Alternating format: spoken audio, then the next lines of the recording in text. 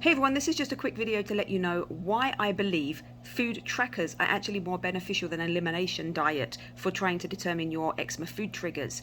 If you do a food tracker, you record literally everything you eat or drink over the period of about a week. And with the time that you ate it, the day that you ate it, what you ate, including ingredients, and then you will record the state of your skin. Say on a scale of 1 to 5, is it great, is it poor, is it terrible?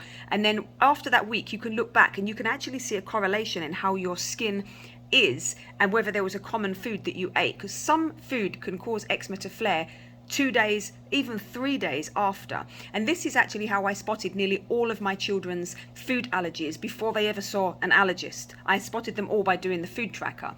So the problem with an elimination diet is eczema can be caused by nutritional deficiencies, or it can be a contributing factor. So if you take too many foods out of your diet in one go, you could be exacerbating your nutritional deficiencies, and that's going to skew your results. You're not going to get a clear picture of what's going on. So that's why I believe a food tracker is actually more beneficial than an elimination diet. And I said, this is how you do it. You just record everything you eat or drink over the whole week and record what your symptoms are like, how your skin is, and then you look and see if you can have a correlation to see if you can see any patterns. Okay, that's it for this one. Bye.